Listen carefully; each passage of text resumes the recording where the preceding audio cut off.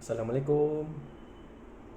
Bismillahirrahmanirrahim. Hari ni petang ni saya nak share hadis tentang kelebihan solat berjemaah.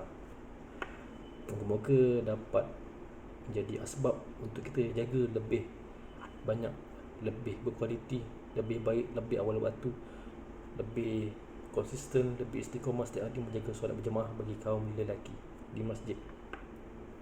Yang pertama, hadis riwayat Muslim nombor 1556 dari Abu Hurairah radhiyallahu anhu. Nabi sallallahu alaihi wasallam bersabda yang bermaksud, sesiapa yang pergi dan balik dari masjid, maka Allah akan menyediakan baginya tempat di syurga setiap kali dia pergi dan balik. Setiap kali pergi dan balik, Allah sediakan hidangan di syurga. Hadis riwayat Muslim nombor 1553. Hadis yang kedua, sesiapa yang bersuci di rumahnya kemudian berjalan menuju ke salah satu dari rumah-rumah Allah, iaitu masjid, untuk menunaikan solat yang telah difardukan oleh Allah, maka kedua-dua langkah kakinya itu salah satunya menghapuskan dosa dan yang lain mengangkat derajat. Bayangkan, pahala free Allah nak bagi ni. Jalan kaki pergi dan balik, setiap langkah Allah akan hapuskan dosa dan mengangkat derajat. Hadis yang ketiga, hadis riwayat Bukhari nombor 731. Nabi sallallahu alaihi wasallam bersabda yang bermaksud, wahai manusia, solatlah nafilah di rumah kalian. Iaitu solat nafilah ni adalah solat-solat sunat. Sesungguhnya sebaik-baik solat sunat bagi seseorang adalah di rumahnya, kecuali solat fardu. Dalam kitab Fathul Bari, ulama bernama Al-Hafiz Ibn Hajar Al-Asqalani berkata yang dimaksudkan adalah solat 5 waktu perlu didirikan di masjid. Seperti tadi Nabi sebut dalam hadis Bukhari, sebaik solat sunat adalah di rumah kalian kecuali solat fardu.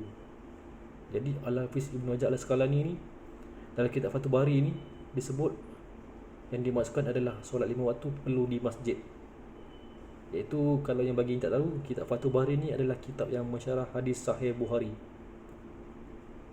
Tak silap saya, kitab Fathul Bari ni Ibn Hajar Al-Asqalani ni ambil masa 20 tahun atau 25 tahun untuk siapkan. Betapa lamanya. Kemudian hadis yang lain,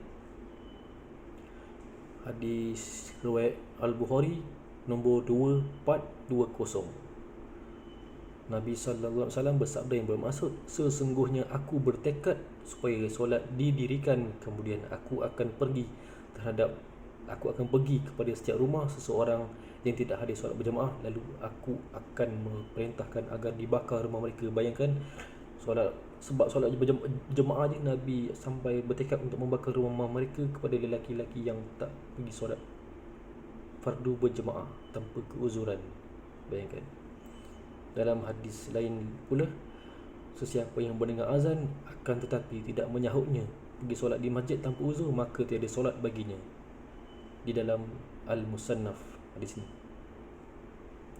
Kemudian yang terakhir saya bacakan surah At-Taubah ayat 18.